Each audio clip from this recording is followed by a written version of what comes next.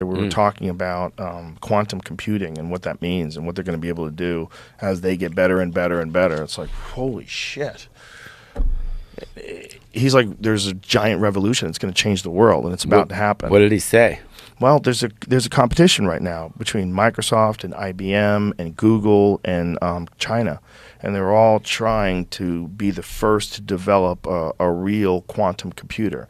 They already have a couple that they've devised, but they're only designed to do very specific tasks. They don't have like an artificial general intelligence quantum computer yet. But when they do, so what's that going to be? It's that whoever figures it out first. There's a mad race right now between these giant corporations and between the country of China. And they're in the middle of this battle to see who wins this. And whoever wins this likely has technological superiority over the entire world, because these things will be able to crack any kind of code that anybody has, any encryption. It'll be able to crack everything. So what's it look like? Or what is this guy's vision of what he thinks it's going to look like? Well, what it looks like now is like some super fucking science fiction-y space shit. It looks like all these crazy golden coils that are wrapped around this one smaller device. And the smaller device is this computer, is this quantum computer. All that other stuff is just the cooling mechanism for the computer. See, can you pull up an image of it? Whatever Michio Kaku put on yesterday? It's the craziest shit. Because you look at it and you go, oh my God, that looks like a science fiction movie. Look at that thing. Or a brewery in Iowa. Welcome to the Golden Tap. Right, exactly. Yeah. Wow. Look at that thing, though. All that stuff Jesus on the top Christ. is all cooling. And that small box at the bottom with that blue light on it, that's the computer. So all that other stuff is...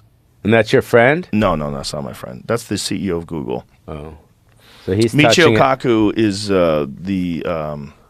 the guy who was the guest yesterday. Yeah. But that guy is one of the people that's involved. That's the CEO of Google.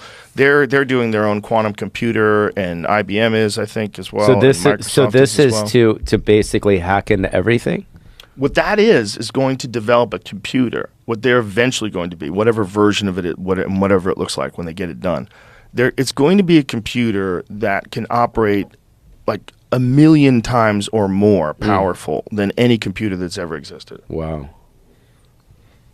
I think that's a correct statement. Is that right? It's not incorrect, but I do want to correct you on one tiny thing. This little on the picture here. Yeah. That what you're seeing there, that's like a router behind the machine. Oh.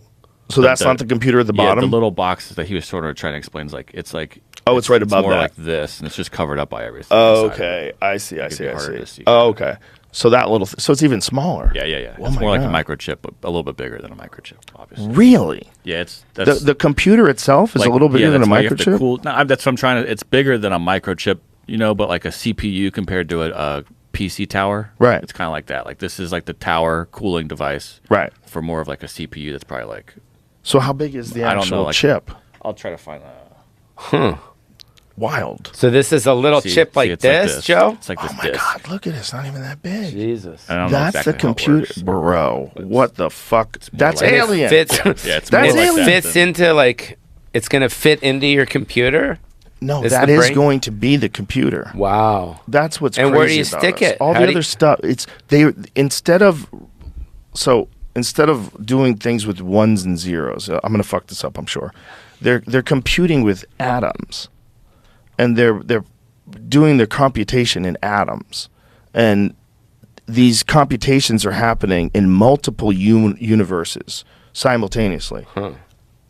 I'm gone, right? You say that, I'm like, I don't know what you're saying. Like I'm repeating his words. Like it's too confusing. He's saying that they're happening. So that's the size of it. Look at that. Tell me if they found that. And you said we've found a computer that is 1 million times stronger than anything that exists here on Earth. This must be from another planet. Like, look at that guy holding that up in his hand. Go back to that image of him holding it. If he said that was recovered from a crashed UFO in Roswell, New Mexico in 1947, this is the answer to all of our worries. If we can get this attached to the proper cooling, it will be 1 million times more powerful than any PC that's ever existed. That's like It's a scene in The Watchmen or something, right? Yeah, I picture them doing the same thing before. This is the answer to all of our worries. If we can get this attached to the proper cooling, it will be 1,000,000 times more powerful than any PC that's ever existed. That's like, it's a scene in The Watchmen or something, right? Yeah, I picture them doing the same thing, but finding an iPhone that doesn't have power. And you're like, if we could just turn this on, we don't even know what that means. Yeah, but then the cell phone towers are out and there's no 5G anymore. A device like that. I don't mean like specifically that. Right. Imagine if they get past this whole cell phone thing and develop something that uses the Earth as a method of transmitting messages back and forth. The energy like of the solar Earth. or something? I don't know, like sending something through the air that is powered by that very air. Like instead of using a 5G signal, you use the signal of the Earth itself. Imagine if that becomes a thing. Imagine if there's a way that you can, like, instead of like sending things from tower to tower, which is insanely impressive, what if you were literally able to connect just human beings device to device with no network? They're so powerful that just like you can airdrop someone something on a plane, you know, even if there's no Wi-Fi or nothing, imagine if your phone just connects to other phones. Like just does it some other way. It doesn't need a 5G signal. Yeah. That doesn't seem... It's so crazy that they could do it already. It's so crazy that they can send a video through the air and you can get it a second later. That's nuts. Well, you remember when 20 years ago when you tried to download videos. Oh, yeah. It took a long time. Oh, yeah. It took forever. Even pictures. So It was send you a picture. It was interesting because when Napster hit, you know, you're trading music, people are sharing music and all that. And then you're like, well...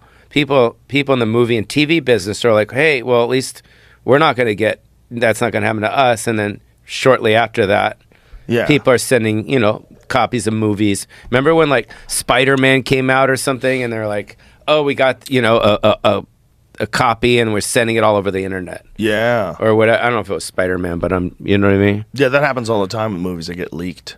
Yeah. But when it first started to happen.